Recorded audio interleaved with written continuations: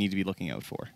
And I like the idea that they're starting it off with the threat of the Drow Ranger without even having to pick it. Yep. You have a Wind Ranger and Enigma. These heroes combo incredibly well with it. I think it's a little bit scary, as actually Fnatic are going to be the ones that ban it. That's kind of cheeky. It's because you've got this Chen Lina, which is also a great combination. Yeah, no doubt about that. They're on the pulse. That Envy brain, it's working in overdrive during these drafts. You can't let himself get caught up in the thought of like, but we could pick the Drow here. It looks so good. But that first pick out of the phase, you know, OG could opt into it.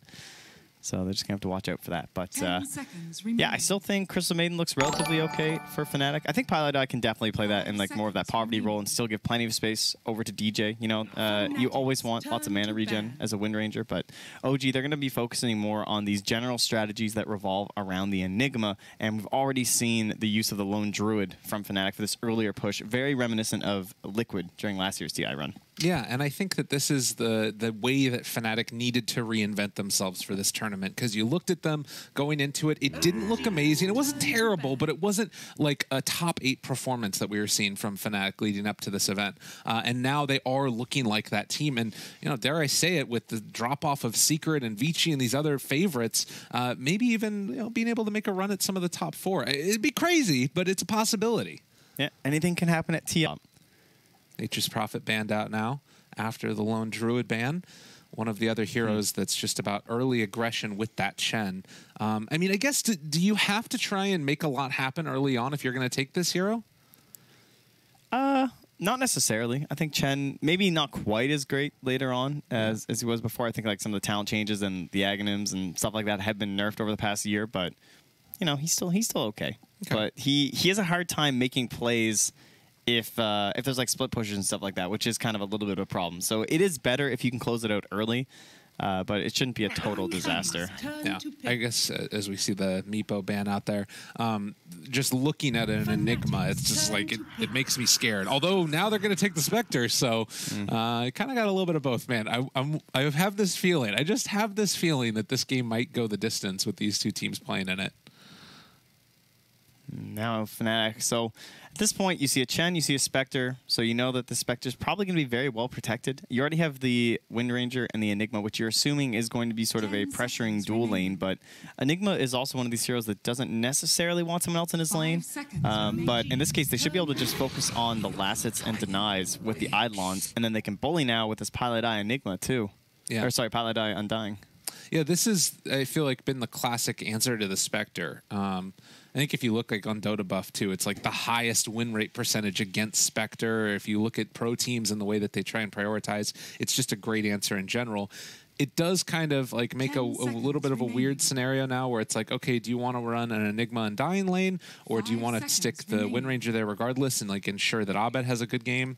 So they might try and dodge if you were to do Wind Ranger Enigma, right? Like the Spectre could try and go in that Radiant offlane is a pretty nice place to farm. If you can just control the wave with any semblance, it is very safe. It's very hard to backdoor in behind. We saw EG abuse that a lot leading up in the past like 3 or 4 months. So, and this way they can likely have 2 fairly strong lanes coming out now. Like this could be a Wraith King next for Fnatic, and that would look pretty solid to me. Okay. Yeah, OG. I think the Lina, we're anticipating it mid. But they have been known to mix things up again. I would be really surprised, yeah, and it definitely is going to be played in that mid role. It just seems so strange to me to take that early. Like, what is the value of taking the Lina now? It has value just by being flexible. There's a lot there. It's also just someone who you can, like Thompson's pretty known for it too, I would say. Like I've watched several of his games where he looks good. It puts the threat of the Drow lineup into that second phase, so it forced that ban. But what I really like about this Treant Protector pick, and what I like about Fnatic's bans, was that they didn't try and focus on BKB canceling stuns, because you just simply can't ban them all out, right? Like there's so many heroes in the pool, you can't just like, we lose Silencer, but there was still Bane, you know. But this Treant Protector, I think, was the right choice. So we have some way to cancel the BKB ulti if we get there with the Black Hole from the Enigma. Yeah. But he's also someone who can kind of stand up to some of these bullying lanes. And if you're able to get into a decent timed Blink Dagger or whatever, that's going to make sure that you can get in there and cancel that Black Hole. Yeah, I like it a lot. And I think that the Silencer ban also is, you know, the biggest threat that you're really going to have. Rubik, you can abuse the fact that a Rubik is there, but Silencer's in the meta regardless of the fact that it's against an Enigma. So definitely want to take that one out. And I think that if they hadn't picked it first phase, it would have been banned against them. So tree taken, and we'll see if it's that Wraith King you were talking about, or if possibly Fnatic want to go to different pastures. I think Timbersaw actually looks pretty fun in this game, and Abed is very well known on it. I mean, Train Protector, it's not the only reason, but it's kind of comical. But no, just like a pressuring lane. It's good against Chen creeps. It's obviously very good against any sort of melee support, so Train Protector fits the bill. I don't think Lina would have a very easy time killing it, but Ursa also checks off a lot of those boxes and is much more meta. It gives them a better way to single target focus down a Spectre, because you don't actually have that great single target focus when you're playing someone like the Timber. So also fits the bill for like the Wraith King. The only downside is it doesn't have the ease of control and initiation for like helping your lane partner, but it's still an extremely strong hero right now. I mean, looking at these lanes, if I'm Fnatic, or rather, if I'm the Spectre, I don't know where I go. Yeah. Like, no lane is going to be safe. No lane I'm going to have fun in for the Spectre. And honestly, for anybody, like, all of these heroes are going to have a tough time with it. I want to see what OG's answer is going to be. I guess that you bring in Chen creeps and that sort of mitigates some of the aggression. But right now, I'm really liking Fnatic's draft. Yeah, I'm curious. I guess you just can't pick Tinker into Spectre. I don't know how bold of a... I mean, I know that Abed's really into Tinker, and he's, you know, it's just that is one of the more frustrating counters. You can just haunt and get in on top of the Tinker, but on the other hand, you can only do it so often, and purchasing up into like an Abyssal Blade takes forever. And aside from the Spectre counter, the rest of the heroes look pretty terrible versus the Tinker.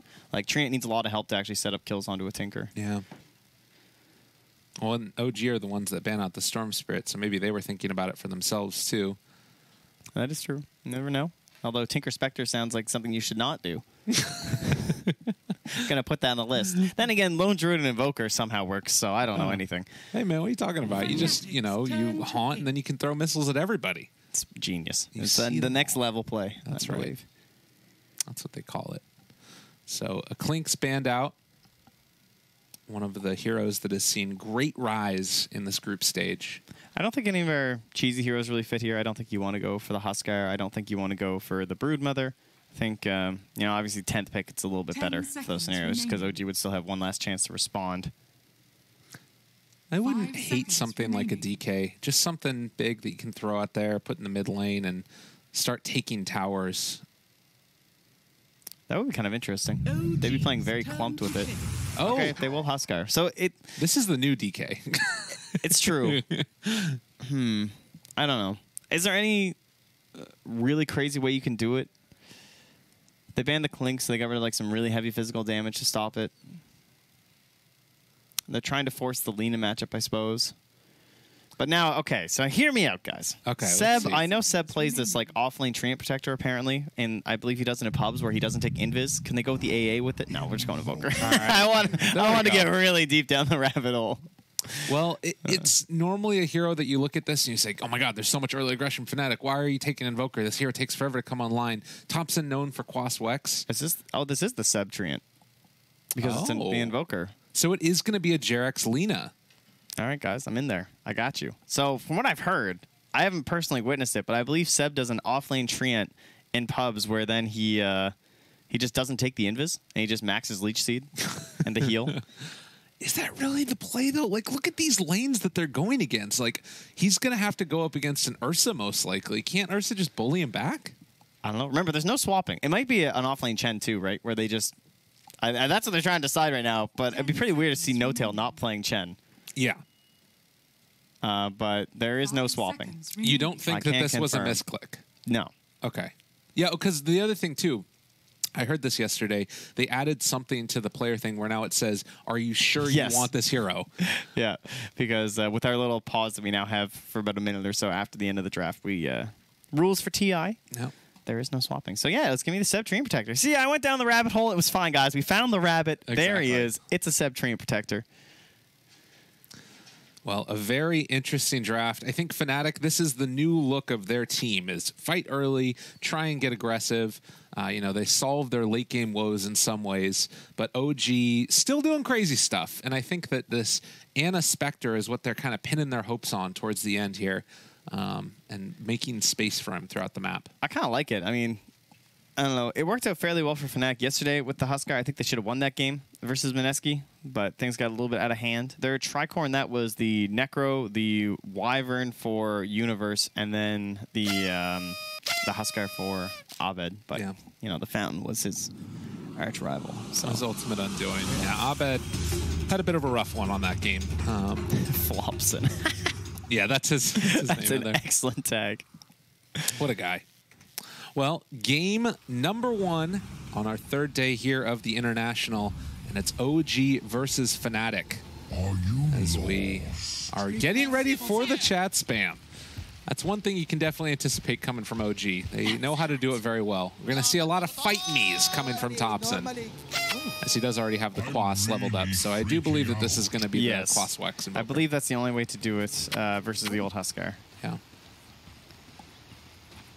Oh, first player to get 15 denies. Yo, if you're not choosing an Enigma, guys, I got a bridge to sell you. Just take Enigma, for the love of God. Those. I don't get them, man. Sorry, buddy. I know it's tough being the camera, but I got to help the people out here. That's true. Let them know. Let them know if you think Fnatic's gonna win, you want to go with the first barracks 20 to 30. If you think OG is gonna win, you might just want to go 40 plus. Sure, maybe you can risk the 30-40. I'm gonna trust the Universe Enigma person. I'm gonna go with the 20 to 30. I feel like I might be able to do it. That's fair. So that means, therefore, I'm going to say Fnatic's going to win. And number of teleports. Teleports canceled by stun by 25 minutes. Oh. What do we got here? We got a Shackles. Is anyone going to really try and escape, though? Yeah, root definitely counts. I mean, does it count as a stun? Will it code it right? You know what I'm talking about there? Oh, jeez.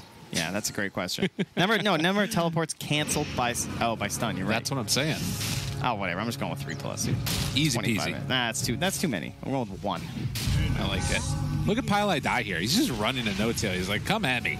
Fight me.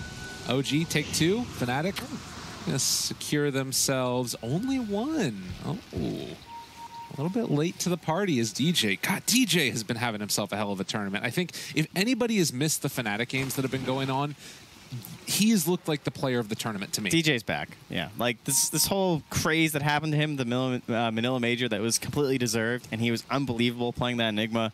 That's what I'm seeing again from DJ. Like, he has been single-handedly doing so much over that. Like, it was super crucial post-laning phase. His first rotations around the 6 and 7 minute mark, he got triple kills in a couple different games. It was absolutely wild. And yeah, here's Seb. He's got that leech seed. All right. This is why you got to watch the pubs. You got to get the knowledge.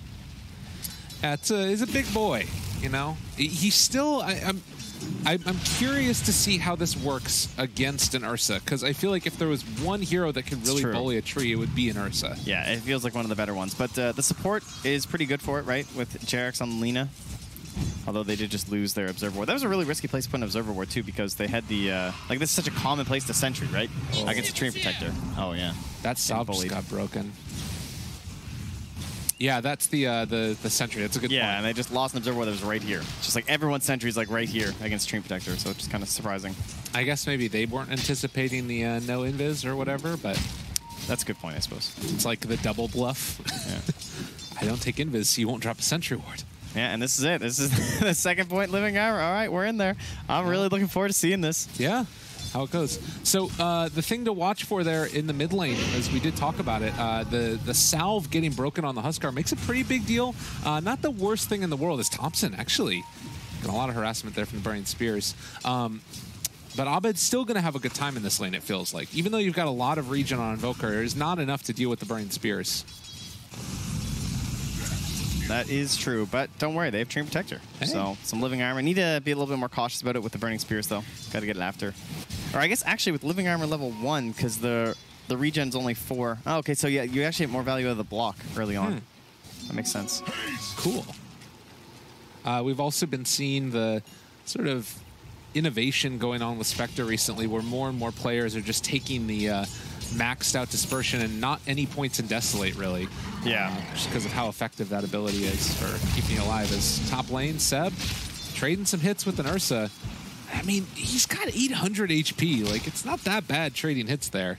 No, it's kind of okay. And you just really want that second point into the Leech Seed as well. That's where it really starts to build up. And he needs a lot of assistance from Jerax. But Jerax is starting to run low on regen, both mana and HP here. Leech Seed comes in. Jerax looking for the follow-up. Able to hit it. The right click's coming through. Envy in a little bit of trouble. We'll get the slow down the Fairy Fire. And now the heal coming as well from the tree. And oh, nice. Oh, this is the light strike Envy. array. Good play by Envy. He's going to find first blood. Oh, the tip from DJ too. He's like, that's my carry. Helping me out, man.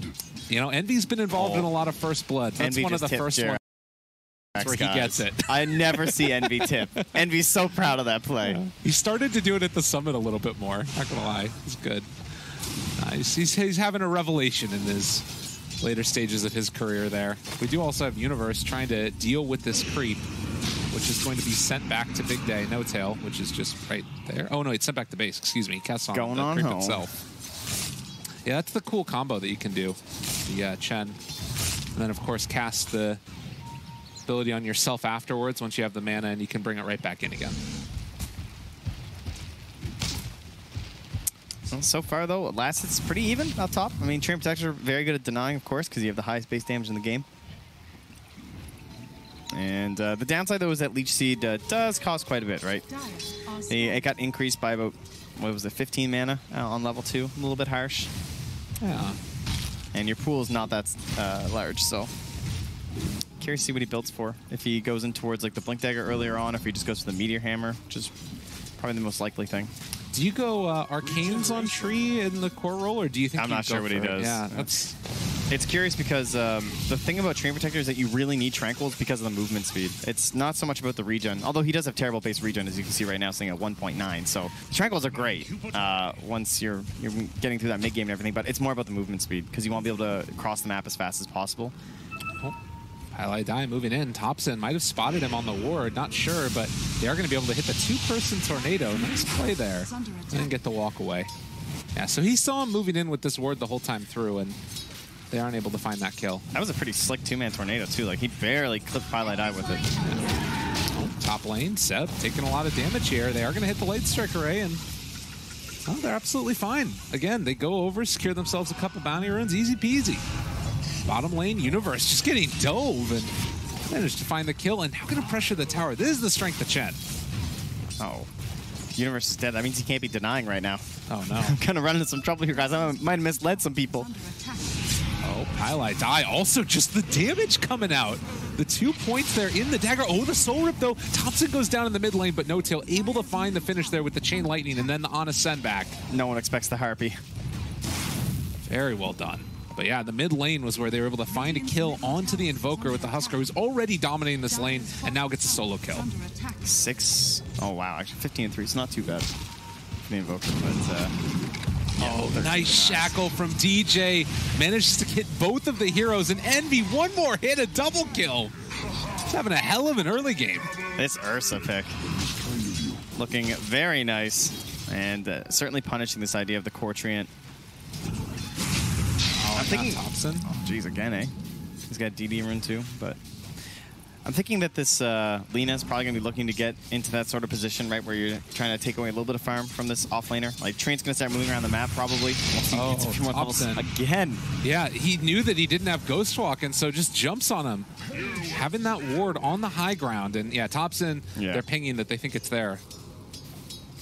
Bit unfortunate there. Oh, we're one deny away. Oh, no. Huskar's going to get it. I'm so sorry. Oh, no. I didn't think Universe would die.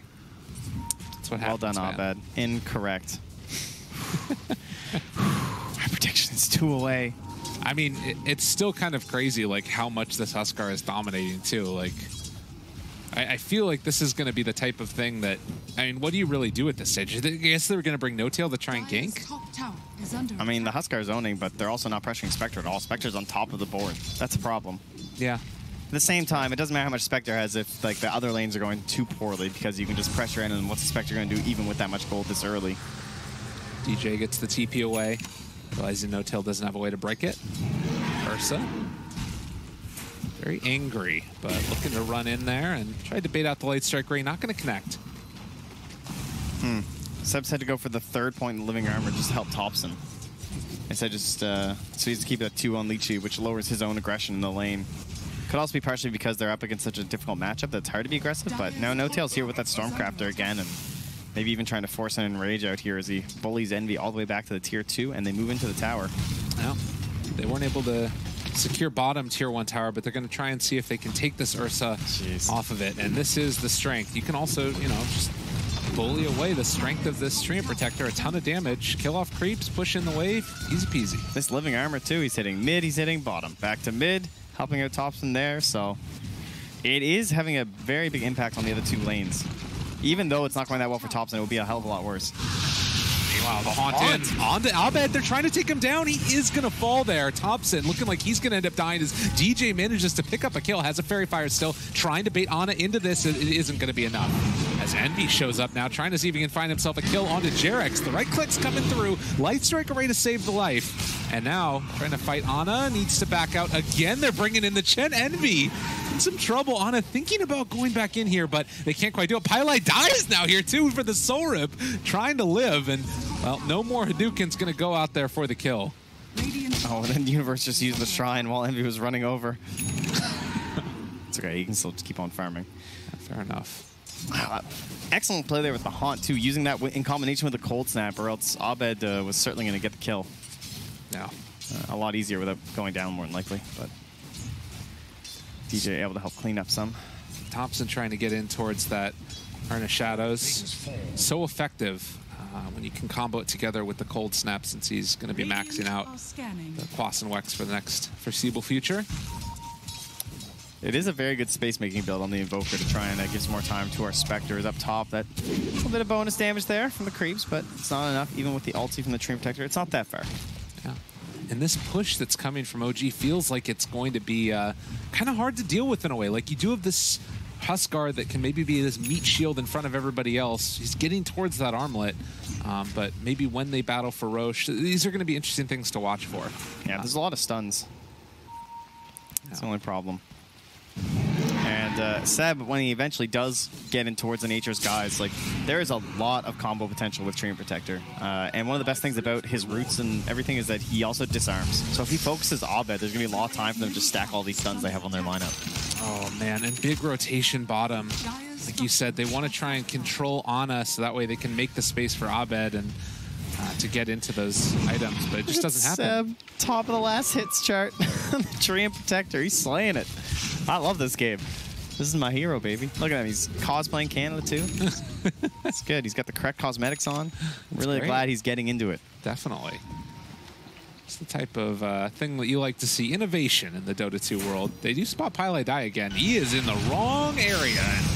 A quick and easy death there as they take him down. They're trying to set up bottom with the Black Hole here with Envy, too. Just this Invis room, but Ana seems to be wary of something. He doesn't want to go anywhere outside the tower with Black Hole. It's been a really good job from him, making sure that he doesn't get caught out of position. That's two separate rotations where they've brought in Envy and they haven't been able to find a kill onto the Spectre.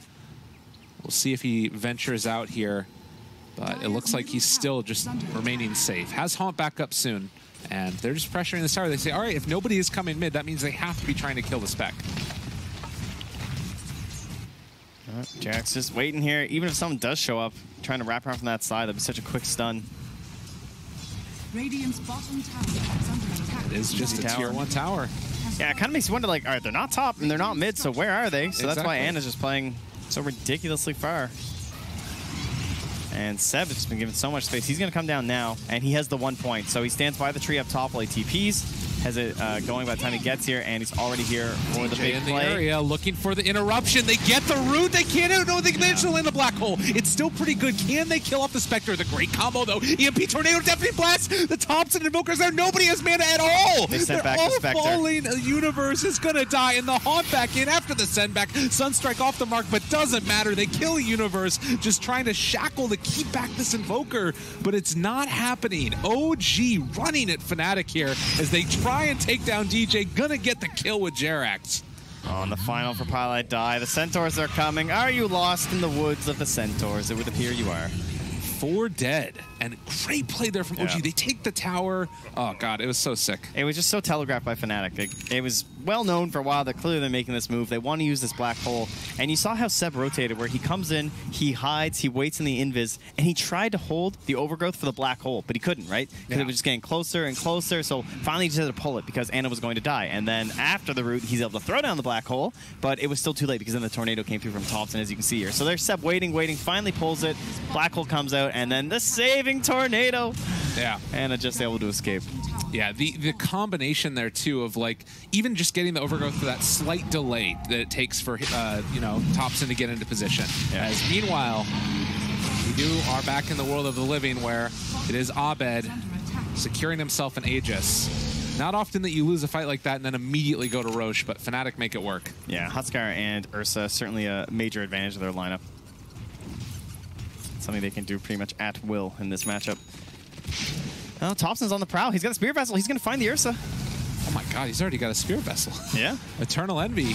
I mean, he turns to fight. They are going to get the kill. You know, and now the disarm, long versus duration. Huskar. Look at this. He can't do anything. Thompson trying to get the finish. He might die in Fountain. No, he's going to buy a Fairy Fire and then use it. And the Living Armor, too. Oh, nice play. Yeah. Yeah, Spirit Vessel, really good item in this game. Sometimes you'll see just the Urn from Invokers. They might go back for something else. But Spirit Vessel 100% in this one. And it's even pretty common when you're not versus someone so ridiculous as a Huskar. Man, action-packed game number 1 here is it's a 4,000 gold lead for OG, but at the very least for Fnatic, they do have this Aegis on Huskar. Mad loves these hero voice lines. Oh yeah. That's the best one in the game, by the way. I don't even know what it is. It makes no sense. Yeah. You get it from just one game of Treant, guys. It's totally worth it. Highlight Die, just gonna tank a Laguna Blade. And they refill the Spirit Vessel charges. Spirit Vessel's such a value item this game. Yeah, Thompson's just making space for Ana, so he just wants to be going around, getting kills, and obviously Spirit Vessel's a very good item for that. Send back onto Jerax, because he's out of mana. Have to credit No-Tail on that big fight bomb down too, of course, getting the send back onto the Spectre, who then was able to regen and haunt back in. It's basically the equivalent of a dieback haunt for a Spectre, right? And that's something that can be watched for throughout the rest of this game. Yeah. One of the bigger plays that you can make in the strength of a Chen's Spectre. Hadn't thought about it all that much before, but it seems pretty good. Meanwhile, No-Tail still making space on this Chen. Yeah. Level 6 and pressuring, taking the top tier 1 tower. We're going to see, I would guess, a big rotation from OG down this way now, too, is, yeah, Thompson finally getting punished for all this roaming around. Well, and he is going to throw out the whoops there as he falls down dead. It's an important pick off for them, but I think you can see Mad's already down bottom, right? Because what more does Mad have to gain in that top lane? He took down both of the 2 towers. He has a Meteor Hammer. You can't effectively use the Meteor Hammer onto the high ground as Treant Protector. There's just not a very good avenue for it. So, especially with his move speed. He's way too slow to get to those trees near the tier 3. So he's going to come down bottom and start focusing this tier 2, control of this area, and use his Invis to help plant some wards. Because of that, you do see that instead it's going to be No-Tail that can push out this lane with his creeps. Always create just a threat where somebody has to come back and defend against it, and then maybe they'll play elsewhere on the map. And he's very hard to kill. Like, yeah. Their only true ganking hero right now is the Wind Ranger, basically, because we're still waiting on this Blink Dagger from Eternal Envy.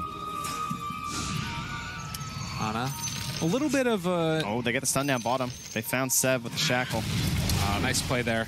Take down the trees, make sure he has nowhere left to go, and they're just going to immediately drop the black hole. Yeah, it's a core hero. That's what happens. I mean, he's going to be caught out of position every now and then on that tree. It's just sort of, you know, a space-making hero, and I guess that you can eventually pick him off. I was going to comment, though, about this Ana build. Yesterday, we did end up seeing the Blade Mail into Manta style, and now just the straight-up Manta coming from Spectre. What do you think about this? A little bit interesting. I don't see any major benefits. Probably the best thing is just being up against a Huskar, right? This whole idea of the single target. We saw how effective it was for Manta on a Tinker versus Huskar. So clearly Manta on a hero that actually uses Manta is probably really nice. Haunt coming out. DJ, he's going to be found. The Shackle on the Illusion. Nice play there. Still is going to end up being a death for DJ. No real help on that one. So that was the use of a Haunt, though, and the wave isn't really close to the tower. I wouldn't call that a massive loss or anything for Fnatic, as long as they're getting some other space across the map, which they are. Envy is picking up a Blink Dagger, or sorry, picked up Blink Dagger, and is now going in towards that Basher, so that looks good. And Abed has enough for his Halberd, too. Yeah. Well, I'm still kind of thinking at this point in the game, you've got to have this like big worry about what's going to happen when the Spectre gets up to its farm. Because I guess the other thing to talk about with, you know, the Manta style against the Huskar is like the Desolate is that much more value. The pure damage against the Huskar can just completely decimate him if he's all left alone. Yeah, although for the most part, Huskar's going to be in a group anyway. Right. So it shouldn't matter too much. Thompson pushing out the lane with Seb nearby, having that Blink Dagger on top of the Meteor Hammer. We do have the Aegis expiring as DJ is going to start to make his move with the smoke. No-Tail spots out a ward, though. Oh, they run into Thompson, immediately dust, but it's a little bit too late. Yeah, they catch him, but he's just too fast right now. Thompson, feeling good about that. Jerax, we talked about how he was like trying to get a little bit of farm gold for himself. It's not just him. All that space up top for No-Tail, he is very wealthy. And this allows him to get a couple of these aura items. He's going to build into a Vlad's for the team. A couple of Brawlers and the Spectre and the Tree Protector. They'll be happy about that one. Oh, definitely. And Seb has his Blink Dagger, so he can be very sneaky moving across the map. Universe. Close one. And he was in the vicinity there. And they have a lot of sentries down here, too. So he still hasn't committed any more movement speed items, which is kind of interesting. So even with max Nature's Guise, he's still just stuck running around at 429. I guess the Blink Dagger helps with that a little bit, so he can traverse areas he wouldn't normally be able to. Yeah, it does mean he can come and chip away at that tier 3 too if it ever gets close up top. Yeah. It's pretty easy to blink onto some of the trees that are near it. Force Staff, the next item of choice for Invoker after going for the Spirit Vessel, and now is going to be going back for the Aghanim Scepter afterwards. Transition to more of that damage. Look at this farm down bottom on all these This is Eidolons. great. Oh man, this is why Meteor Hammer is incredible. Oh no, they ran At least away. they die, but it's okay. You just kill entire waves so simply from Invis, and you can kind of bait. So right now, like they could be hunting this tree. Like Seb's gonna show, right? Like there's not a lot of value showing here. He's just trying to bait and hope they're gonna come down for the kill, and it might work on DJ and Universe here. Oh, Thompson, he runs into Universe right at the get-go. They are going to be able to hit the Shackle, but it does not latch. Haunt to follow this one up, and it looks like DJ is going to be the sacrifice as he tries to head out of there. I don't know if they can chase down Universe any further. He's getting fairly low, but moving into the creeps, it's not going to be enough. The Manta to split up the extra bits of damage. Now the lift up onto Envy as well. Jerax able to hit the Sunstrike on top of it, but the Enrage was there to keep him alive. And now the rest of Fnatic in the area. They have a buyback on Universe if they want to go for it. They might need to now because they're all starting to fall as they are starting to get to the damage. Thompson on a killing spree. They're doing the Meteor Hammer drop on Abed. They're completely getting dismantled. And are you lost spam as they all die? OG. Disrespect. Yeah, they are not finding a whole lot of value in their Huskar pick this game.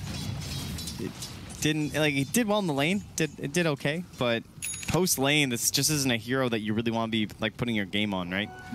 And so that means that it has to be Universe who gets it, but great focus down from OG during that team fight, and then Envy is just coming into a fight that's already lost essentially. Pretty hard for an Ursa to clean up a lot of those situations, and OG just playing out of their minds right now. Find all the good fights, all started with kind of a bait situation down bottom with Seb. And all of their movements have looked very strong this game, right? Like the way that they countered the gank onto Ana in the bottom. Yeah. Well, and you know, I'm just thinking like the sort of the not necessarily play style, but like the team morale, I guess. This is one of the things that I talked about in the EU qualifiers for TI is like if they are feeling this confident with themselves, you know, spamming the chat wheel, everybody seems like they're in a good mood when you see them going through like, you know, in the lunch areas or whatever. This is a team that could potentially start getting on a roll. I think that people are underrating them, and they play a lot of good opponents going forward. So curious to see how they go forward in this game, in this series. 17-8 already, 9,000 net worth lead. Yeah, momentum is incredibly important in TI. Several teams have shown that over the years, right? Like DC, Liquid, of course. Yeah. Over the past couple. So Wings even, I guess you could argue, was a pretty momentum-based team. Envy will be focused down here now. Not going to be able to go for a follow-up, though, as his allies are too close. So good choice by Jerax. But I think one thing about OG, too, is they definitely have a chip on their shoulder after what happened with the roster swap, right? Like, yeah. You just have two of your star players, like some of the most iconic players in Dota, just leave out of nowhere, and the team's still pretty upset about it. So they had to pull themselves together very quickly for the qualifiers, dominated, and now they're doing it very well here at TI itself. But again, it is only group stage, so still a very long road before you're even getting to that top 8 of the bracket. Yeah, main event is just a completely different animal from the get-go as well. Roche, we have a minute until it's going to respawn. As top lane, Seb just going to lay down a little bit of hurt here onto the tower from afar with the Meteor Hammer. And you can see this tier 2 already down to just 380 HP. Yeah, and you can just do sneaky stuff like this. Easily chip away once more. He's going to wait, though, because the back door is going to kick in. So, smart boy.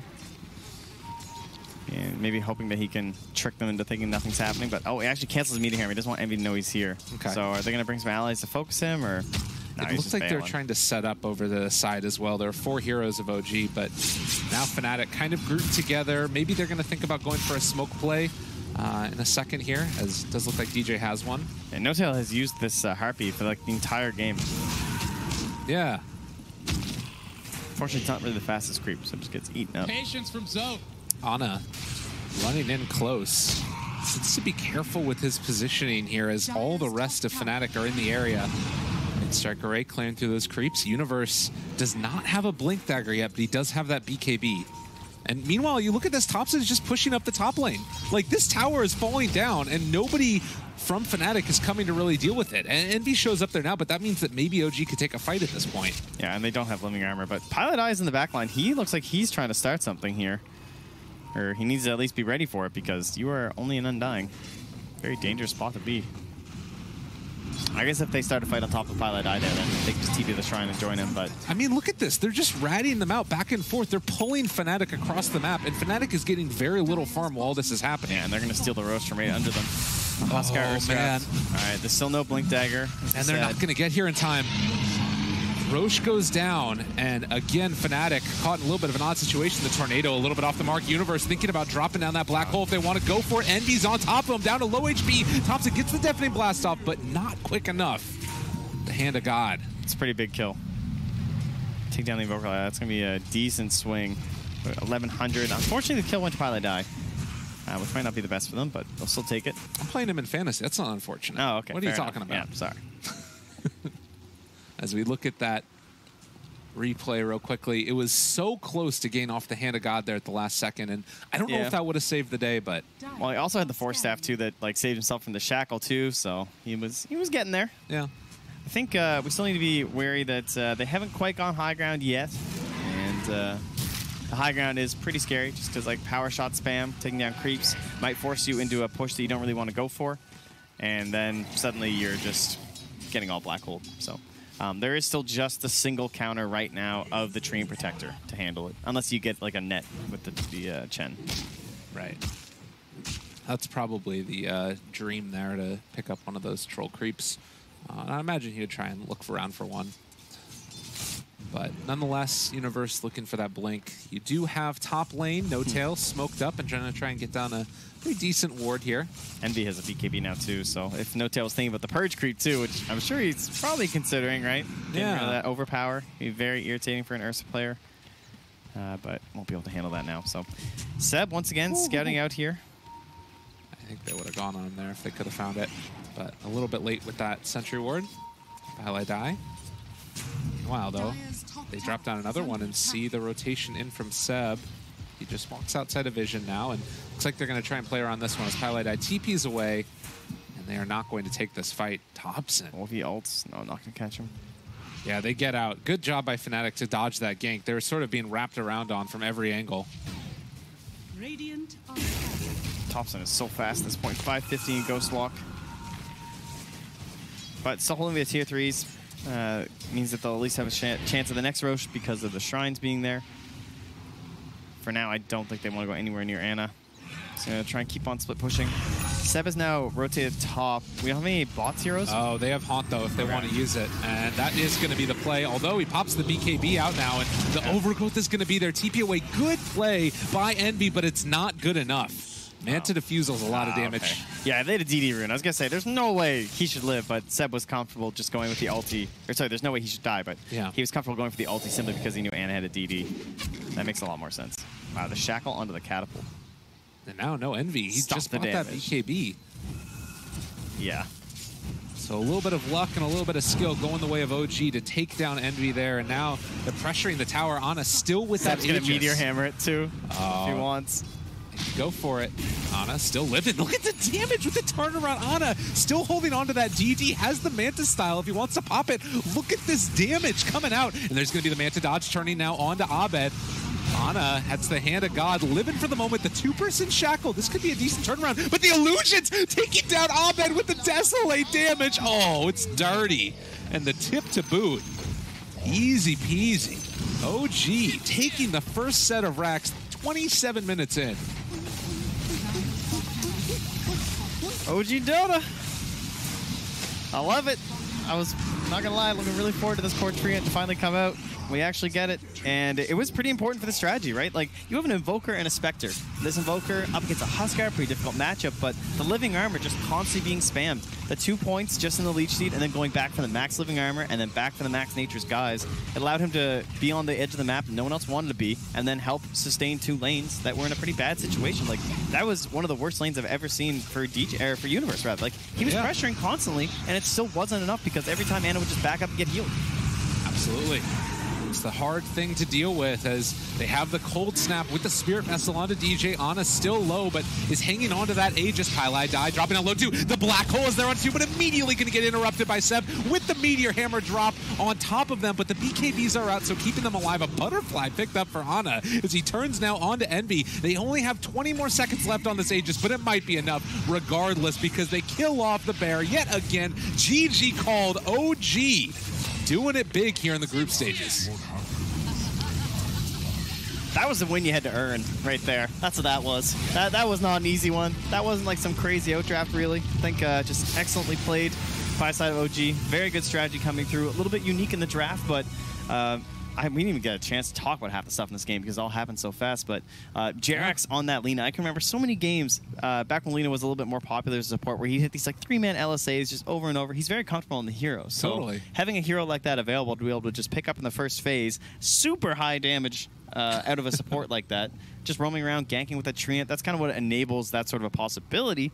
But just overall, it looked like a pretty solid strat, well prepped from OG. Definitely. Fnatic not ready for it. It would seem. And I think that like this idea of sort of defending for Ana is something that's worked well for them in the past. And I think that people, you know, were very critical of Ana throughout his career, but he's showing that he's still growing as a player, even though he took that time off. 8-0-13 on a Spectre when he was going up against like everybody. I mean, look at all these heroes that he's going against. Huskar, you know, going against the Ursa and Undying. These are the counters for Spectre, and he just owned them. I think the problem, too, was that they had 0 transition for the Ursa. Yeah. The Blink Dagger came way too late for Envy. He just didn't have a lane to get it in, and then all 4 kills, I think, were in the laning stage. Maybe he got 1, like, out of the laning stage kind of a deal, but he had at least 3 in the first, like, 3 minutes, and you're like, all right, Envy, let's go. He's feeling it. Yeah. It didn't really come back from that. Maybe they needed to rotate someone down earlier to focus on the Spectre. I'm not sure. I'm sure those are the kind of questions Fnatic will be asking. It's like the exact opposite of what we've come to expect from Envy. He gives up first blood always, and then he wins the game. Here, he gets it this time, and then falls apart. Where has that man gone? I don't know. He's going to game 2, I think. That's right. Game 2, ladies and gentlemen. We'll be back in just a little bit with OG versus Fnatic. Stick around. More from the TI group stages right after this.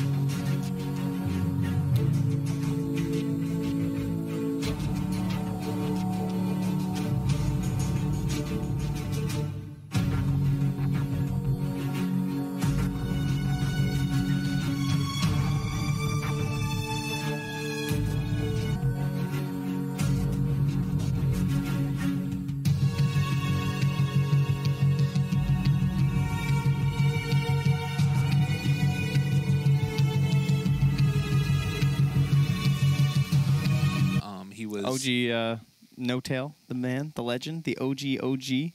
And look that at Chen was pretty good, yeah, as you'll see in the draft. Instantly banned out, and I can't disagree. We didn't talk too much about the no-tail Chen because there was just so much happening, but he definitely was a very important backbone of that too, where he was just aiding in the bottom lane, right? And the Spectre, if there's any sort of problems, you can be there. You can be in the top lane to add additional pressure once, because it was starting to fade away, right? Like Jarek's died 3 times from the Ursa. Seb couldn't really go back in the lane because now he was skilling into the living armor to help the other 2 lanes, and then suddenly no-tail shows up and the tower just dies because they just zone him out with the Harpy Stormcrafter and the Satyr. And that was after he was able to find a kill down bottom lane and get some good damage into the tower there as well. So he was already making stuff happen, and then he realized, all right, we need to prioritize this other side, and that was the point where they stopped the snowball from Envy, and he basically couldn't do anything else for a while. Yeah, he never came back. And then they also had 2 heroes that were super similar in the Huskar and the Ursa, and we pointed out the Huskar, and we were like, oh, I can't really pick Huskar here. I don't think it fits that well, because it just kind of did the same thing as Ursa, so that would have been like crazy snowball, and they went for it anyway, and there was still a pick left, and so OG went for their patented Quas Wex Invoker, and Thompson did great considering the lane that he was given. He didn't get any assistance really, and just had a nice little mid game. So I mean, to me, the biggest point in the last game too was that one movement where OG go in, they pressure for the tier 1 tower mid lane, and then they get it, and all that time they're trying to set up a kill onto the Spectre. It doesn't happen, and then they win a huge fight with the first black hole. Yeah, it was just way too well read, and that gave them a very early lead with a Spectre on their team, and then they also have the vision advantage the entire game because they're playing with a Treant Protector, right? Who can do a lot of this bounty hunter stuff where he's just running up and down the lanes, taking a look as to where people are rotating, and then also able to pressure onto structures with a Meteor Hammer. So couldn't really ask for too much more. And that's the thing to me that makes me a little bit worried about this, was that you mentioned it at the end of the last draft. It wasn't really completely a drafting problem. To me, it felt like the play in the game was the thing that determined this series. And I don't know necessarily how you try and solve that. Maybe you just simplify things a little bit for Fnatic, go back to something that worked in the past. I think it wasn't even like the hero by hero play. It was more like on a macro level. It seemed clear that OG had a very good idea what Fnatic were doing. Fnatic were making moves that seemed extremely obvious because they were just letting towers be pressured. They didn't go for any aggressive smokes with this Ursa or the Huskar. I think they felt like they couldn't do anything without certain items, but that timing just never came. So maybe it is about simplification and ease of execution, trying to find someone that can do more with less. Well, they had a long time to think about it, a relatively long break in between game 1 and game 2. It was actually OG that was taking a while to get back into it. It's true. But it is going to be not that many changes in the first round bans. Looks like the Wraith King is going to be taken out this time. Winter Wyvern still removed from the pool. And then the Chen was the big departure that they've added in. Does that mean... Oh, okay, and we've already lost that. So that just means Tiny is the big one? Tiny and Silencer? Will be in the pool as well as the Pugna. So I guess you take your pick as to which one of them you want. And they're going to say that Nature's Prophet can do okay versus all those heroes. I think Tiny is now virtually guaranteed. I think Tiny's very strong against Nature's Prophet. You can help counter the split push of the Treants. You can steal a tree from his Sprout and run away. That can be handy sometimes. Well, there you go. Why not? That's how you get out of the Sprout. Just a handy combo. He can also catch him while he's trying to split push. Just even a Blink Dagger, and this Nature's Prophet, who's used to being able to just sit in the wave and get a couple right clicks in, will only be able to basically spawn Treants and TP away. All right, we'll take a second just to leave the draft. Imagine if you could plant a tree and pick it up for Tiny and give you bonus damage. That would be really useful. That would be kind of cool, but you would also end up like, is it worth it? Maybe you have supports buy your branches for you and then come to your lane and plant them. Oh, you mean those kind of trees? Those kind of trees. Oh, I see what you're saying. I thought you were making a joke about how that is what happens. Oh, no. I didn't know where this was going. What if the mechanic that exists is how it is? Yes, that's basically what you thought. That's pretty much what you said. It sounded like. Right. So there you go. Silly stuff. I'm curious to see if Fnatic are going to go back to what they were doing before, or if they're going to try and stick with this new game plan. It looks like they're not going to take the Tiny first. Weaver still. Really surprised they go Tiny. I don't know. Tiny feels really good in that matchup, but they like the Weaver. A lot of laning options. Very difficult to handle. And do they want the Venge? Just because I think a Venge in a vacuum is being a pretty good hero against Nature's Prophet for scouting in the trees. And yeah, it just goes too nicely with the Weaver to ignore. With the Pilot Eye, Winter Wyvern already banned out. So the one thing I will say about this combo is we've seen it punished a couple of times by Tiny, these sort of magical damage-based heroes that can blow up the Weaver. I think the most sort of proficient example was when it was Ace playing the Weaver, and he basically never got a time-lapse off. No, he got absolutely obliterated. 10 seconds remaining. It was really, really sad to watch. The bug was squished. It was 5 rough. seconds So remaining. if you don't go Tiny, the I just picked Tiny. Pugna, again, is still in the pool. OG love Pugna. Every team first phase bans it against them. They managed to sneak it out in a 9th pick earlier on, but they've also lost their games with Pugna versus Team Liquid. So I don't know. Maybe they're not feeling the hero right now.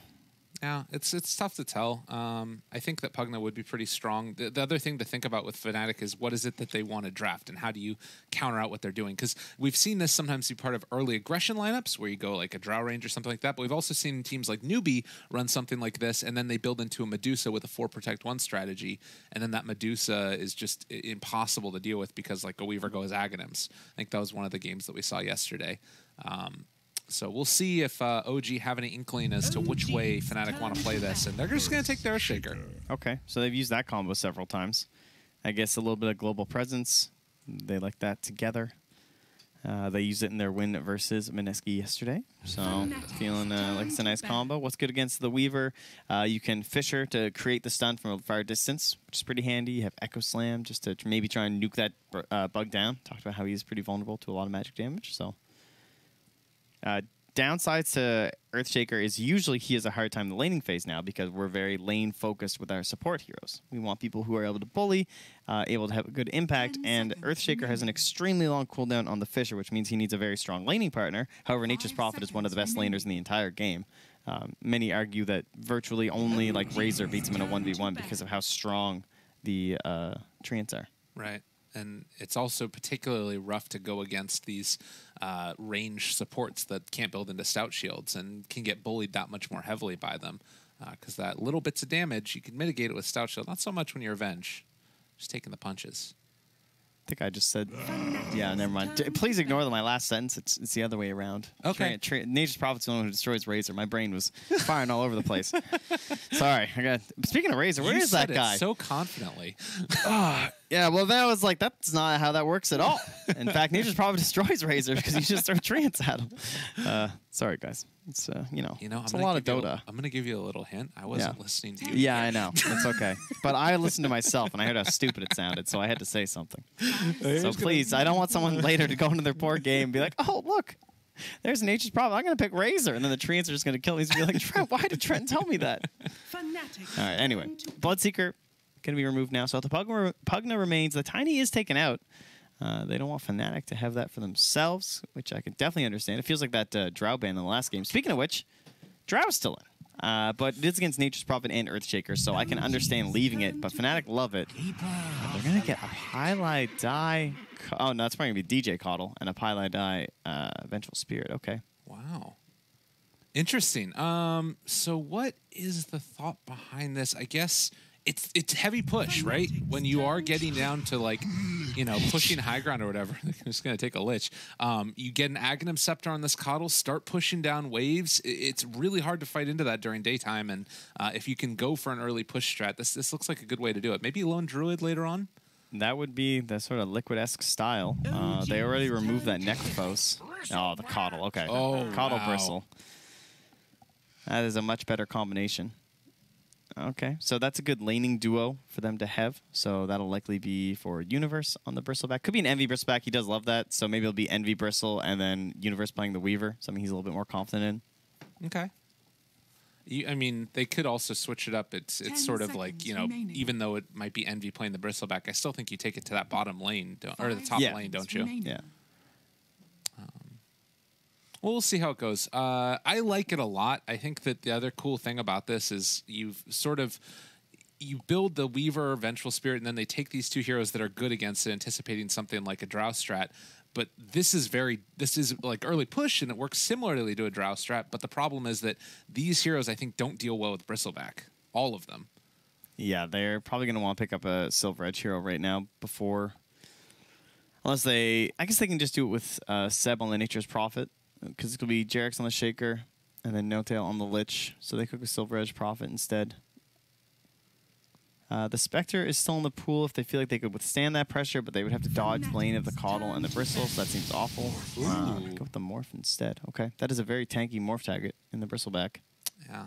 I've played this lane a couple of times, and it's not as bad as it seems. You have a really high armor against all the physical damage. Well, and the other thing that's nice about it is that you can go back and go for, like, you know, just max agi, pop your wand, you're back up to full HP. Don't know if it's going to be Ana or Topson playing it. I've seen them both play this hero, and I think that probably Topson is a little bit more comfortable on it. But I think that matchup, we'll see where they decide to send him. You can also morph, use the quills, morph back, keep playing, morph playing, and then every time it's back off CD, you can morph and quill. That's pretty cool, and keep the stacks going on your enemies. Yeah.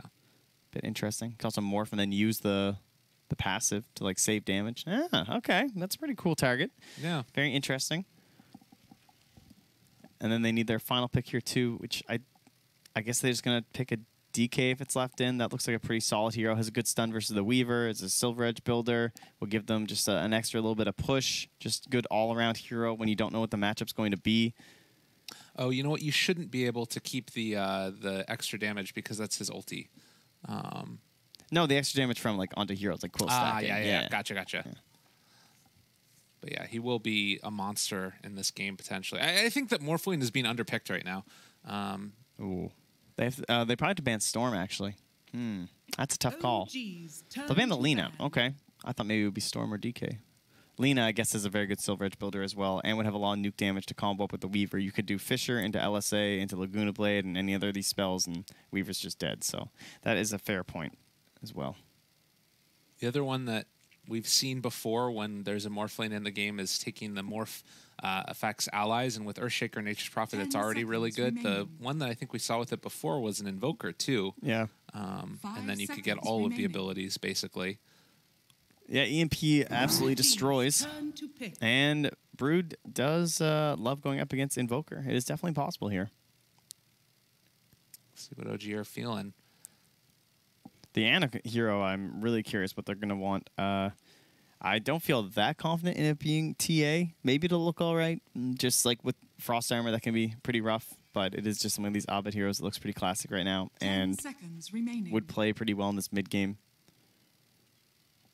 5 seconds remaining. Yeah, it's sort of an odd one, right? Like, they have very clear synergy between these heroes on Fnatic, but it is going to be the Invoker.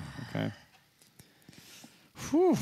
EMP. That's a good one. You know what's funny about this is they actually could play either hero on both of them. Yeah. Like, Ana could play Morphling or Invoker, and same thing for Topson.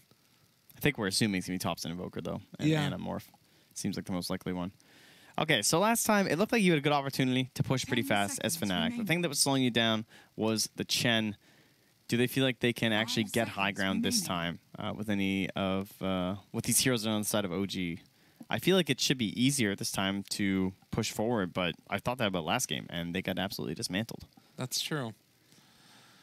I mean, again, it depends upon the plays. I think that Spectre really hurt them, and in a similar vein, Morphling is that type of hero that can take over a game.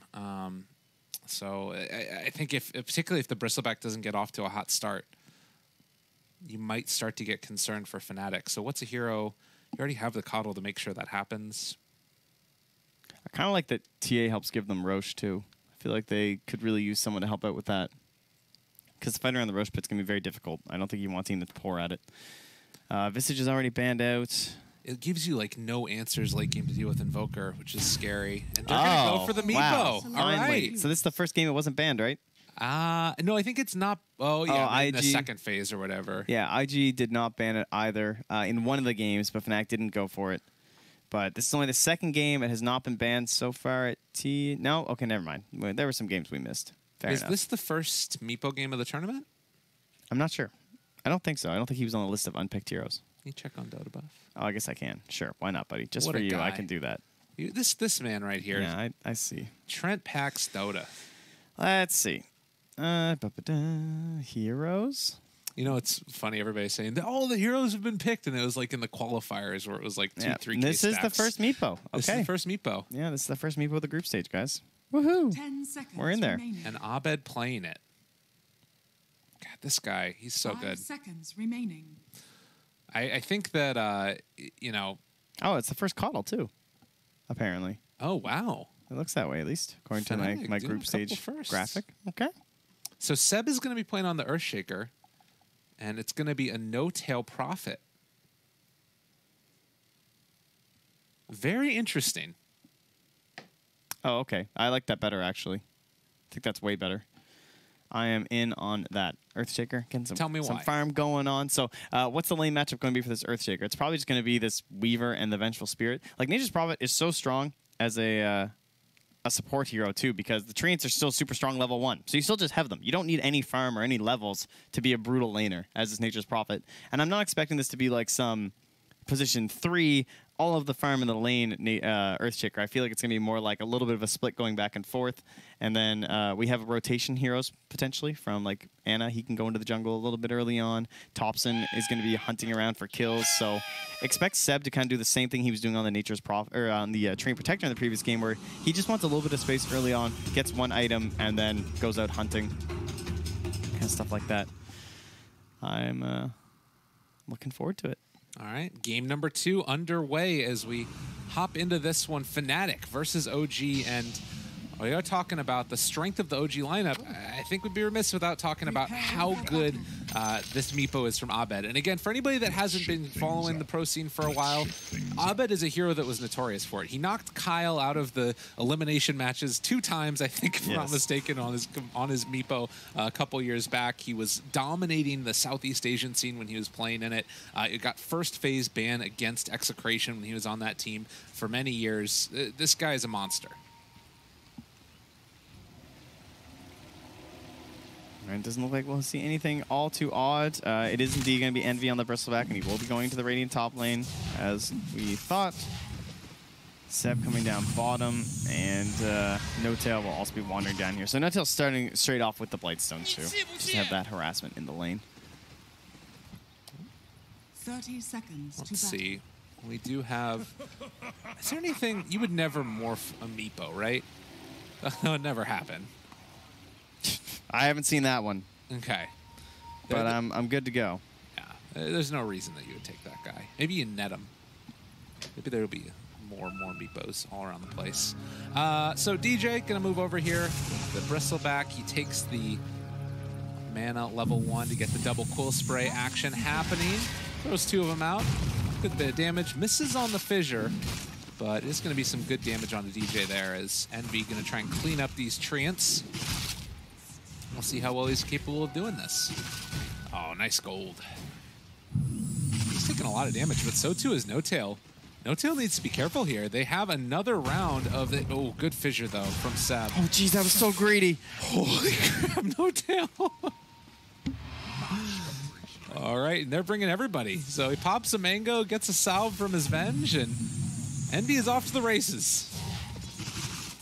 Wow, Seb is going to have a really rough go here versus the Bristleback. So he was down bottom versus the Weaver. No, and he's going to have a hard time getting over that side shot, too. No-Tail is trying to make a run for it right now. See if he can find DJ over to the side here and punish him. But honestly, this is one of the harder ones to deal with. Like, they need to go on Keeper Light. Yeah, and the Prophet is actually still really slow, though, so there's a chance they just run him down if No-Tail isn't careful enough. Well, mid lane, Meepo versus the Invoker is going to get his poof canceled there. Still has a salve available and going to go for the secondary poof, which is going to be glyphed. Oh, how irritating. Yeah. We've seen it happen more than a few times, though. And DJ's just running around in circles, continuing to give Envy mana whenever he gets a chance to. And you guys have probably seen this before about Chakra Magic. You can reduce the cooldown on S-Cast, so you can just double cool spray. It stacks up very quickly and is a dangerous thing to deal with when you're these melee laners. Bottom lane in the meantime, Ana getting the wave pushed underneath him. Universe been putting the hurt a little bit onto Ana. I'm surprised they're not like... I thought they would be pulling the waves and stuff with the Nature's Prophet. Like using the Treants to kind of draw the waves around. I thought that's how they were going to solve this issue of the Bristleback, but hasn't been something Gnosis has been able to do yet. Maybe he'll do it now with this round of Treants. Okay. Keep our eyes on it as, well, the creep wave is just going to push under the tower yet again, so it doesn't look like that's going to be the play for them now. Okay, well, that's totally fine. Seb will take it there, that is for sure. They might have to go for the next one if you're No-Tail, but they will get the deny onto the range creep, so. relatively happy there, I'm sure, for DJ. All right. Well, in mid lane, you can see Meepo is having a perfectly fine time against Thompson. Very high armor on Meepo at the early levels, 11 in fact, already at level 3. He's gotten those buffs a couple of times in the past couple patches. DJ trapped in by the trees in the fissure. Seb getting some help there and getting the kill with No Tail. Yeah, it means Envy can't get the follow-up kill either, just because there's no secondary shock or anything for that ridiculous amount of burst. He will have a Soul Ring now too, though, so he is going to have an absolutely ridiculous amount of regen. And the Soul Ring is sitting on top of the Coddle. He just handed it to DJ, who brought it back in the lane with the TP, so they don't have to take the courier away. Mid lane, look at this dive here with that hasted Meepo. They're making the plays happen. In some trouble. They're bringing in the Earthshaker, but the punches are going to be there. Now Seb, maybe in a little bit of trouble himself. They have creeps here as well. They're trying to kill off this Meepo, but it's not looking like it's going to happen. And instead, they bring in the Earthshaker and they go down. Abed will pay for it, but in a way, that's almost okay. Yeah, it's better that he died like that before Thompson got back. Look at the Meepo's items right now. Yeah, that is a quadruple Wraith Band. Yeah. The Meepos these days, you know, they got to find these item builds. And we've been seeing this more and more often with a bunch of other heroes now, is like the early investment into stat items. And they found him again. Thompson already in some trouble. Are they going to be able to run him down? The secondary net is going to connect. They have enough damage, and the right click's coming through. 82 apiece, plus 2 points in the Geo Strike. Oh, they got a Meepo problem. Already 4 minutes in. That rotation really hurt from Seb trying to come in like that and make the play. But hey, if there's one good reason to have this as a core shaker, there is a Meepo in the game. True enough. I wonder if they were thinking about that when they went for it.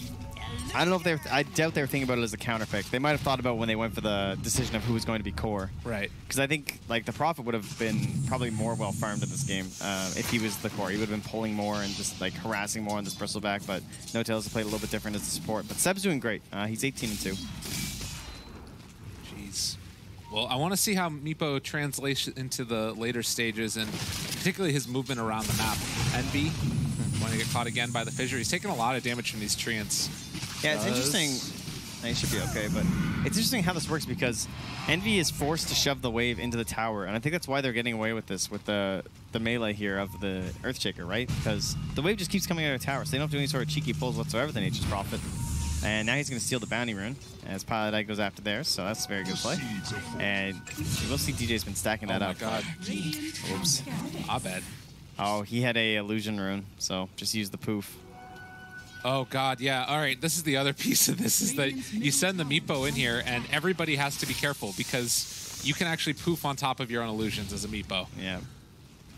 I was wondering, like, where the heck did that kill come from? Radiant's middle tower is under attack. So the stack that was going on up here, still in play. Yep. If Bristle wants to take it. And this... Oh, Ana. Let's be careful. Universe doesn't have another Scoochie, so they won't be able to get that kill. Yeah, we've not been down the bottom lane all too much. 20 last hits versus the 19, so this is working out very well for OG, I would argue, because I think this is the lane that they need to go very well with the Morphling. But game-wise, things looking better for Fnatic. Oh, jeez, Ana. He just got solo from that Shikuchi, and I pulled you away from top. And, of course, they get a double kill. Oh, Envy baiting him in yet again. And meanwhile, bottom lane, Ana in some trouble, the Wave of Terror. He's playing it close. Ahmed killing Thompson. What's happening? All right. In my defense, Ana went down to 5 HP, so right, fair enough. I feel okay with that pull away. Oh, and now Ana is going to end up dying. Everybody's dying on OG. They're all dead. What in the hell? 4,000 gold lead at 6 minutes in. Fnatic are really hitting on all cylinders here. Dire's middle tower is under attack. And this is the kind of lap that's very scary. Oh, I don't think No Tail can get this courier, even with the Blightstone. Man, close. Does not have TP ready either. So maybe there'd be a chance, but also no Sprout, so stealing bounty runes does cost him. Okay, 9-2, 4K lead. Where do we go from here? The concern if you're Fnatic is basically just keeping that net worth on your Meepo. You don't want him to be this pinata that gets killed 2 or 3 times, and if that's going to happen, it is the Earthshaker that one would imagine will be doing it.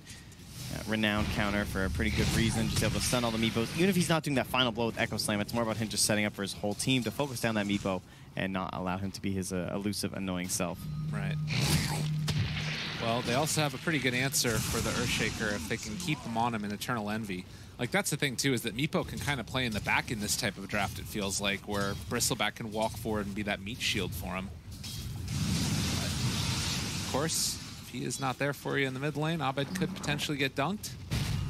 They're continuing to just press forward for Envy here and cut through creep waves. One thing I like about these predictions is you can see certain values, like how much magic damage is being done right now. Over 1,200 magic damage has been done so far by Pylai Dai, and that bottom lane is a Vengeful Spirit. Like, just spamming out that wave of terror, it adds up so quickly. Top lane, Thompson shows up. Can't do anything at all. And is forced back because they'll burn through Envy's mana. But guess what? We got some chakra action going on here. Looks like they were probably trying to make a play with the Echo Slam. Seb's got to be eyeing that stack. Like, if someone goes for that stack, I'm going to dunk them so hard. Yeah, he's ready for it. Absolutely. But if he dies at any given point, I'm sure Envy is ready to walk over towards him. There's a big old creep wave that Envy is chasing. This is a bold move. Oh my god, that's there's so many units. This is gonna happen. Oh lordy. Oh, this is so much farm. All right, now suddenly Envy is 1,400 ahead of the Weaver. Look at these net worths on these heroes. Like, Meepo and Bristleback are so farmed. Bristleback, you know, I'm not as even worried about that, because it's like, you know, what can you do with a really farmed Bristleback? Once he has Radiance or something, yeah, that's really scary, but at least you can run away from him. Meepo, you can't run away from the Meepo. They're going to go for a play on him now, though, with the dunk. Trying to set up, the Echo Slam is down, they're going to find him, and that should be a kill. They needed it badly, and they make it happen. Yeah, they really did. Pylai Dai also going to be chased down here, but it looks like he will make the escape. But great recognition there, and an overextension by Abed. And the kill also went to Seb, which means that he's going to be able to start building in towards that Blink Dagger quicker on. And then every time the cooldown's up, they're going to go Meepo hunting. Top lane, though, the tower, as they did abandon to go focus on the Meepo, it is going to die here, and there's no chance for them to get back. The Observer Ward scouting the return of Seb and No Tail, and he'll give him a little branding. So they drop that Rebel OG. Then they got to run. Yeah. Gives a little bit of extra space here for Thompson, who's built into his completed urn now. No charges on it, so can't really go for any type of aggressive play yet. As bottom lane, Envy's decided, I'm going to mess with your life now. Welcome to Bristleback.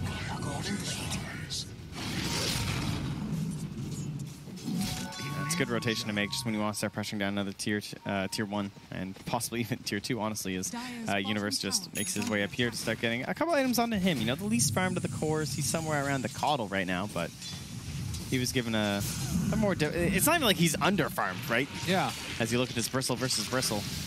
This is the scary thing, and why Morphling can be such a strong hero nowadays. Doesn't last that long, but still can be a problem as Envy finishes off that sack over there.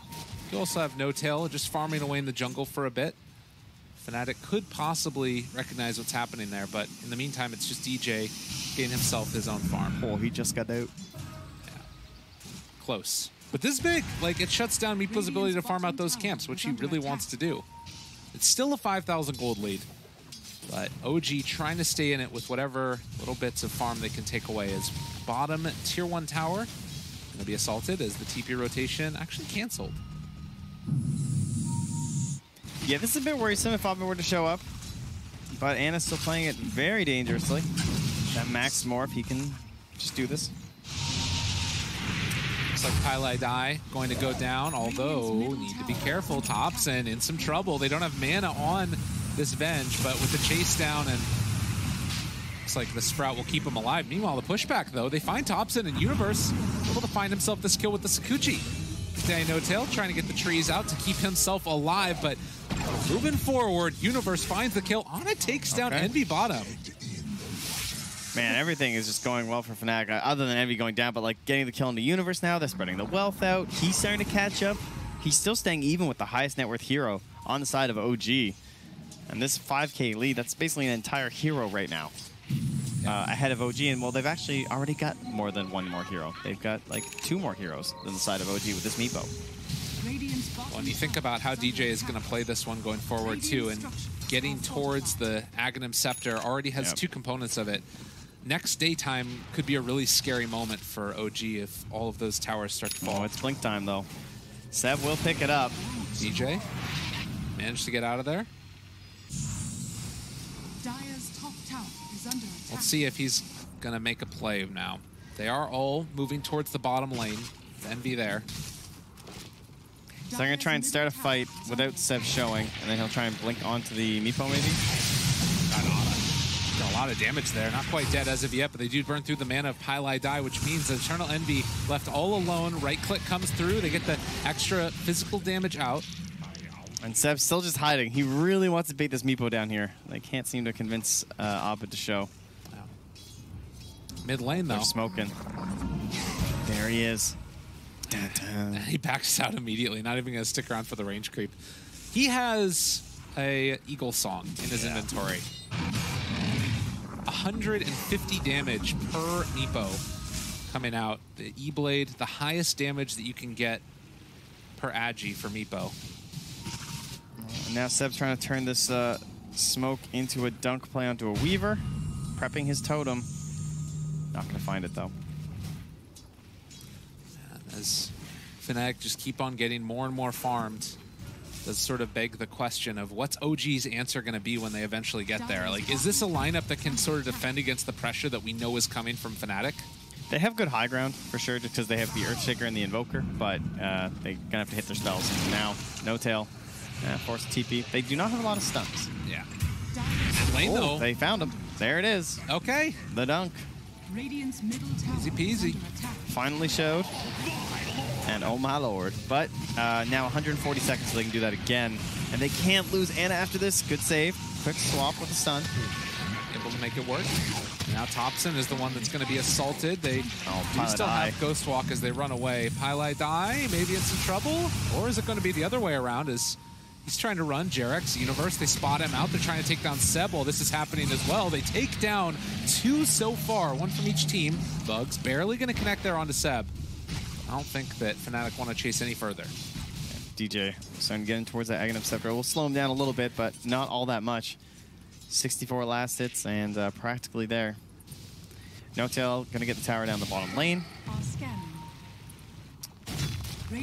It does feel like these couple of kills, though, they're putting a little bit of the wrench in the plans of Fnatic. I'd be slightly concerned with what's going on here with Abed. We'll get towards that talent next. Bottom lane, No Tail. Looks like he will fall. One thing that'll be kind of cool is that Seb could now go in towards the Silver Edge, and so he can blink, dunk, and then activate his Silver Edge, hit the burst back, assuming that he's also being chain stunned, and then like initiate that break for his team after already killing the Meepo. Oh, Universe. Time lapse, though. The runaway. He does have Sakuchi in a second, but no mana to spend it. Although Abed shows up with a couple. Can they dunk him down? Are they going to be able to find the kill? There's no Echo Slam, but the disarm is there. That is highly necessary. The long duration. They show up. They're going to find the kill. Oh, no. The Pinata's popping. Another death. Great play there from OG, and it goes to show the strength of this Deafening Blast. You look at this Meepo, he's fully invested into the right-click build right now. It's not about pooping people up, and Deafening Blast is amazing against this. He also has just no HP with his item build. I mean, he's still sitting on 1,280. And this Meepo, you don't have the benefits of the extra magic resistance anymore.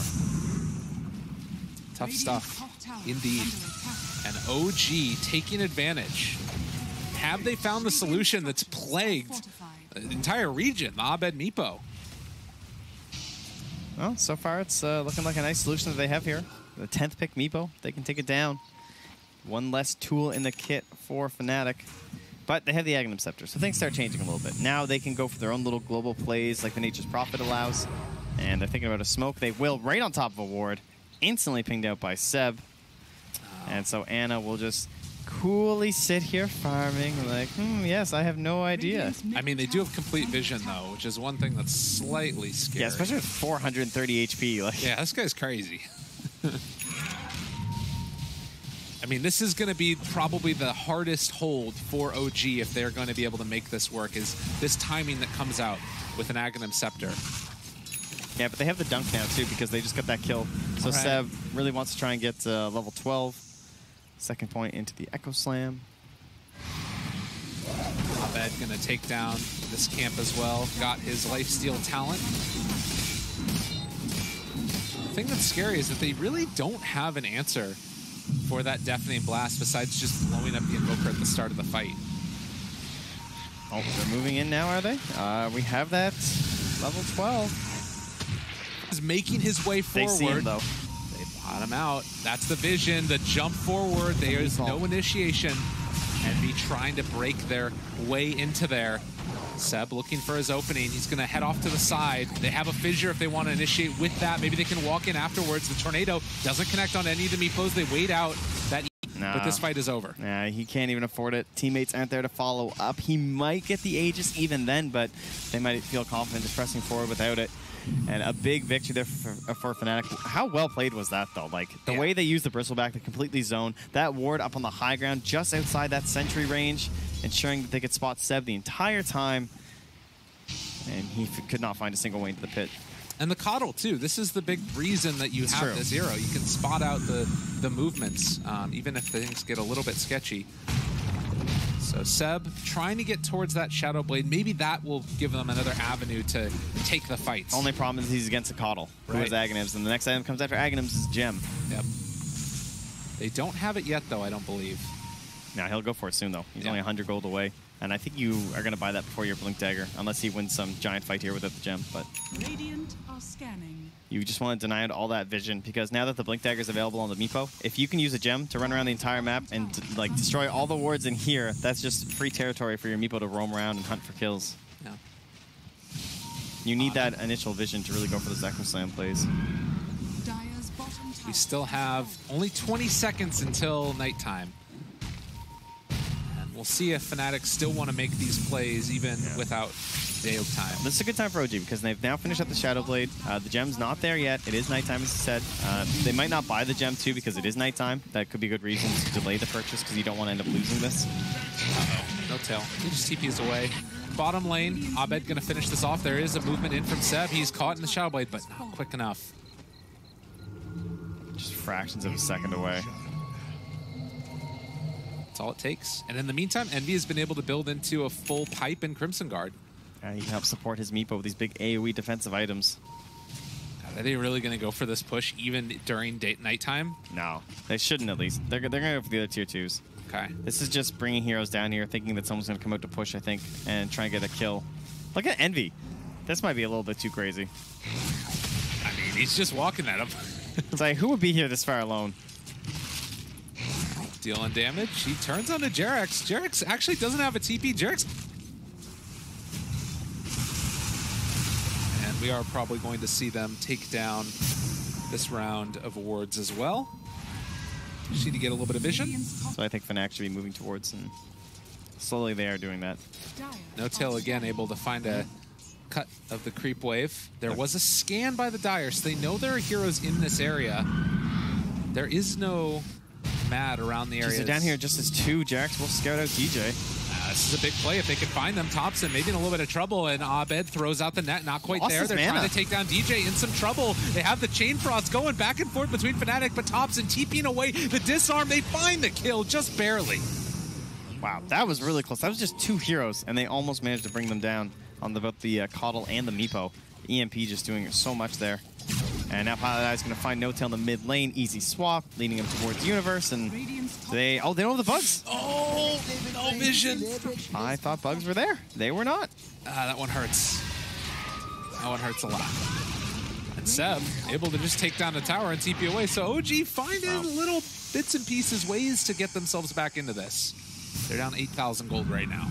Yeah, I really don't like Fnatic's play over the past couple of minutes. I think they definitely should have been focusing on the top half. Like, they just so much wasted time down here where there's just nothing to gain. They really wanted an assassination and thought they could get an easy pick off on someone, but they played very safe on the side of OG. I guess they got the Invoker, which is pretty nice, but I just feel like they could have got more. Ana, they show up here. The Aegis about to wear off. The Echo Slam comes down in time. They are going to burn through it.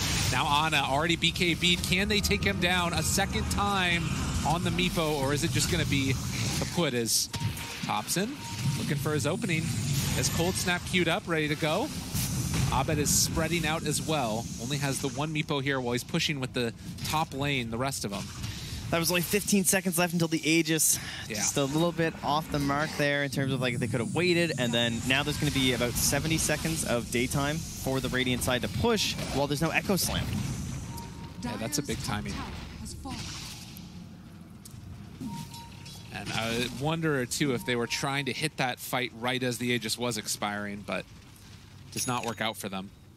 The other thing is that Invoker right now doesn't have his Aghanims done, so gonna have to deal with that 6-second cooldown in between abilities as they get ready to defend high ground. Yeah, you can see he's below the Earthshaker because they've been giving more priority over to Seb, which again is probably why they made him the core in this game, because they feel like they need this Earthshaker to have a lot of items to try and handle a Meepo, and I believe that is correct.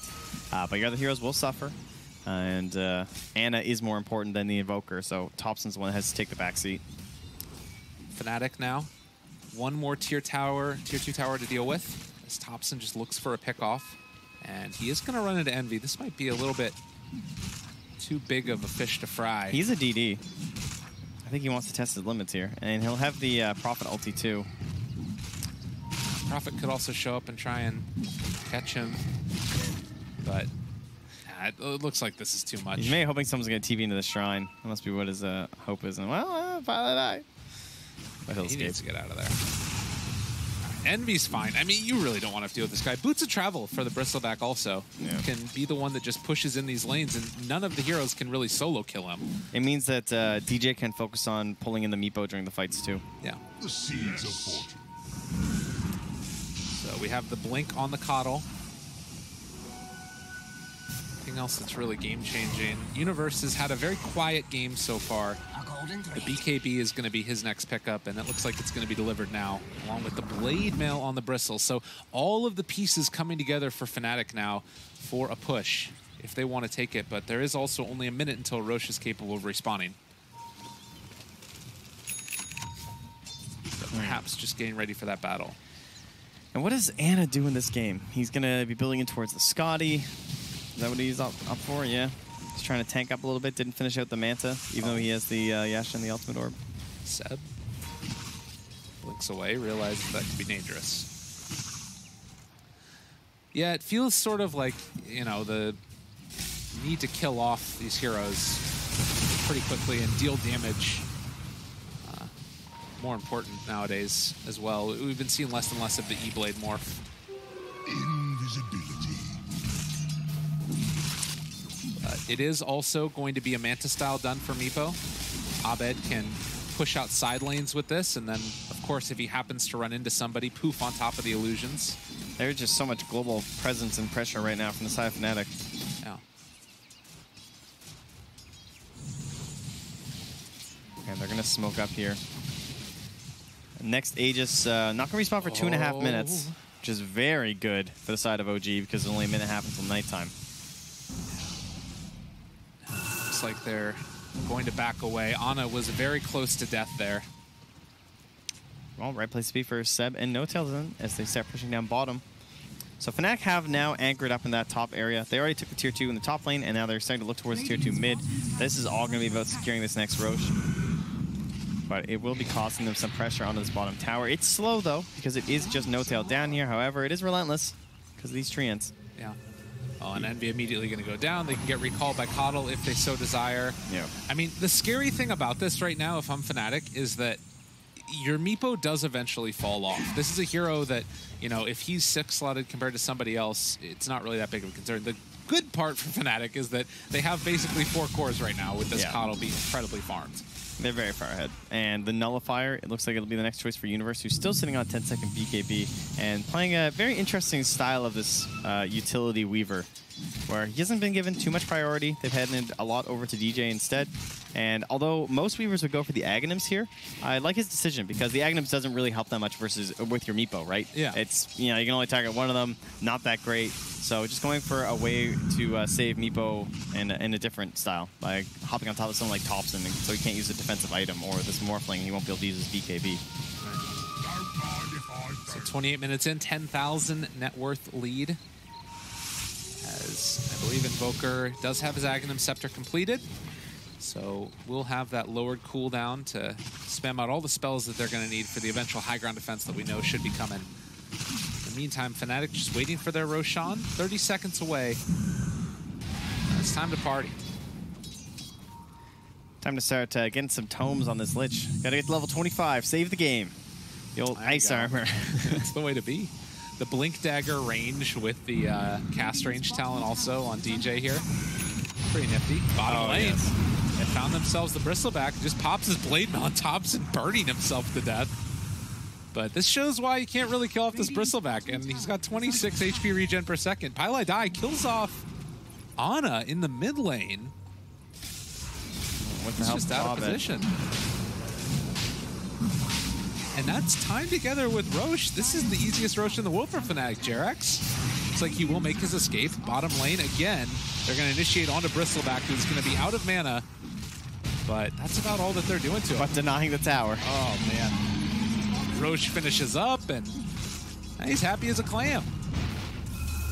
Really well played by Fnatic so far. Like, although I think they, might have dilly-dallied down bottom a bit too long or something, but there's not a lot of pressure on them, so they're just taking this game very slowly and not trying to rush anything too hard at all. And that was one thing that kind of, I mean, in some ways it hurt them yesterday with their Abed Huskar, but at the same time, they, this game, I think they're better set for it with the Meepo. Like, as long as they go high ground now with this Aegis and Cheese, I feel very good about this game. Yeah. Well, it looks like that's what their play is going to be. Maybe you wait until daytime. It's another 2 minutes. Maybe they just decide to go for it regardless. But the constant thorn in the side of the Nature's Prophet is going to push out these side lanes. See Fnatic get all 4 bounty runes. Cool. 100 gold towards everybody. This 30-minute mark. And still OG trying to come up with an answer. They found it a few times, but only a few times. They're almost towards that BKB if they wanted on Earthshaker. Could still decide to go for the Silver Edge. Yeah, I think he probably just needs the BKB, unfortunately. Oh, man. And Meepo going for the Earthbind cooldown. So now 4 seconds cooldown for a 2-second duration. He's got a lot of them. Jeez. Quick fingers. Come out here. There's the tome for Lich. It's happening. All right. Go, Lich. Do your best. You are the only hope. Scanning. Yeah, he needs him out. He's actually going Midas afterwards, too. Jerax is like, we got to get to this point, man. Got to get our That's regen actually going. comical. He just needs as much as he can. All right, but you know what we also have here is going to be the Morphine allies. So now they have 2 Earthshakers ready. Okay. So double Fissure. It's pretty handy. Plus you can use all these enchant totem plays where you can like enchant totem, turn into the back to Morphling, and you hit for a stupid amount of damage. Like look at him right now. Yeah, He hits 1100. Yeah. Watch this catapult. Oh, hit the catapult. Anna, hit the... Oh. All right, let me see this catapult. Do it. He's gonna do it. He's for sure gonna do it. He's not gonna do it. He's not gonna do it. He's holding on to it. Ah, I see. Yeah, he does need to make sure that he has this ready, though. But you look at what this might mean. Seb jumps in, finds himself an opening, and then you can have like 3 fissure rounds, and then also on top of that, the massive physical target damage. Like, this might actually change the way this game is played, but another one that will is going to be the sheep stick on Meepo. Just now done for Abed. And this just cements how bad Seb needs the DKB. He already has so many issues. Mostly it's honestly DJ, because as you had pointed out, the cast range is actually unbelievable on this hero when you play it. You start buying these items, like you look at his Force Staff, it's so far away. His Blink Dagger, yeah, the Blinding Light is the biggest spell for that, and then he's opting in towards the Scythe. Ana, opening up. They That's found the Seb. Lincolns. Oh, they found Anna. A little scary there. Switches back to Ana, throws out the fissure, tries to run away. 2 HP pools, but also 2 mana pools to deal with the mana leak.